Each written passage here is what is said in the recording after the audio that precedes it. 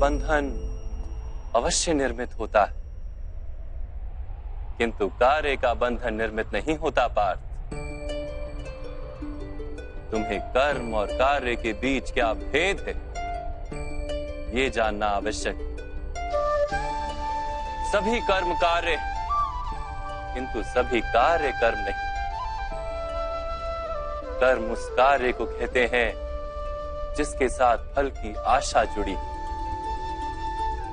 मनुष्य जब भी सुख की, संपत्ति की, प्रशंसा की आशा रखकर कोई कार्य करता है तो वो उस कार्य के फल से बंध जाता है।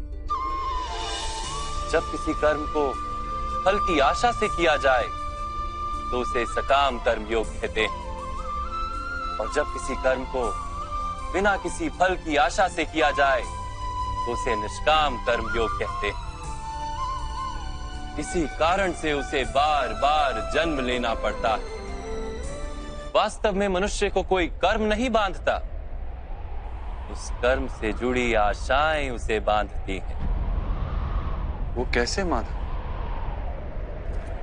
यदि इस युद्ध में तुम्हें विजय होने की आशा है तो पराजित होने पर तुम्हें भीषण दुख होगा, और वो दुख तुमसे कोई अन्य कार्य करवाएगा जिसके लिए तुम्हें दूसरा जन्म लेना पड़ेगा।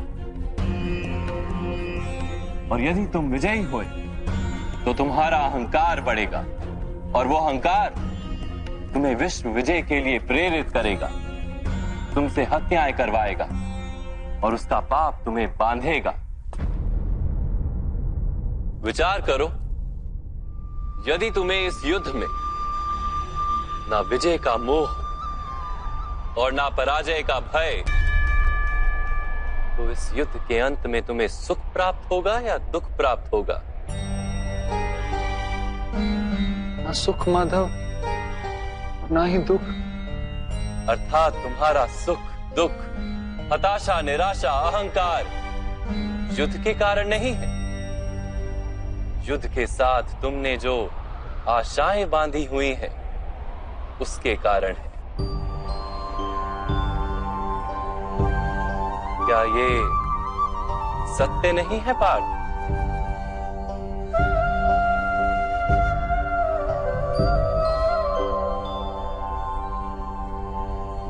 सुख दुखे समे कृत्वा लाभा लाभो जया जयो ततो युद्धाय युज्यस्व नैवं पाप मवाप्स्यसि।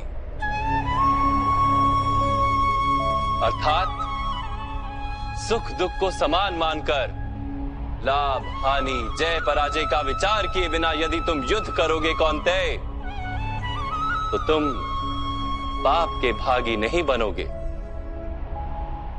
इसी को कर्म योग कहते हैं।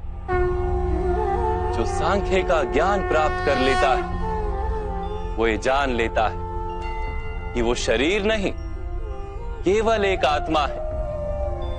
शरीर के भोग और अनुभव तो केवल मृत्यु तक है, अर्थात वास्तविक नहीं, केवल माया है।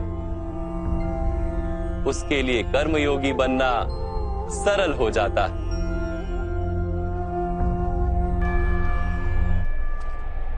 यदि गहन विचार करोगे पार्थ, तो शीघ्र ही ये जान लोगे कि जीवन में ऐसा कोई कार्य नहीं है जिसके साथ आशाएं और अपेक्षाएं जोड़ना अनिवार्य हो।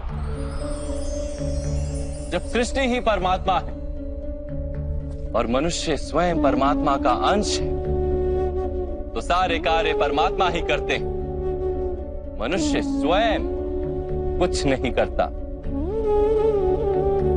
यही कर्मयोग का मूल सिद्धांत है पार्थ। स्मरण रहे पार्थ, कर्मण्येवाधिकारस्ते मा फलेषु कदाचन मा कर्म फल हेतुर्भु मा ते संगोस्त्व कर्मणि। तुम्हारा अधिकार तो केवल कर्म करने का है, फल तो ईश्वर के हाथ में।